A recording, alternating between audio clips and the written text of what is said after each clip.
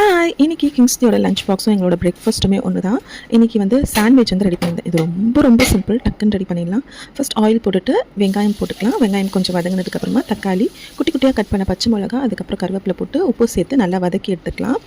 இது கூடவே வெறும் மிளகாய்த்தூள், தனியாத்தூள், கரம் மசாலா சேர்த்து நல்லா வதக்கி தனியாக எடுத்து வச்சுக்கலாம். இப்போ பன்னீரை நல்லா துருவி வச்சுக்கலாம். இப்போ சாண்ட்விச்சுக்கு பிரெட் எடுத்துகிட்டு பிரெட் மேலே ஃபஸ்ட்டு வந்து வெண்ணெய் வந்து நல்லா தடவி வச்சுக்கலாம் பட்டர். அதுக்கு மேலே வந்து மசாலா, அதுக்கப்புறம் துருவி வச்சிருக்க பன்னீர், துருவி வச்சிருக்க சீஸ். நீங்கள் எந்த சீஸ் வேணால் யூஸ் பண்ணிக்கலாம். நான் நார்மலாக இந்த குட்டி குட்டியாக க்யூப்ஸில் வரும்ல அந்த சீஸ் தான் யூஸ் பண்ணியிருக்கேன். மொசரலா சீஸ்லாம் யூஸ் பண்ணால் இன்னும் டேஸ்ட்டாக இருக்கும்.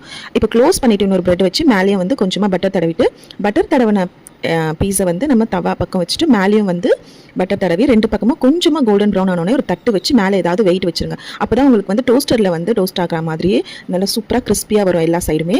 நீங்கள் டோஸ்டர் இருந்தால் கூட அதிலே பண்ணிக்கலாம். நான் இல்லாதனால தவாவில் டோஸ்ட் பண்ணுறேன். இந்த மாதிரி டோஸ்ட் பண்ணி பாருங்கள், ரொம்ப சூப்பராக இருக்கும். திங்ஸ்லேயே வந்து கேட்டிருந்தேன் இன்றைக்கி என்ன லஞ்ச் அப்படின்னு சொல்லிட்டு, ஸோ அவனுக்குமே சொல்லிட்டு இருந்தேன். ஹாப்பியா சரி?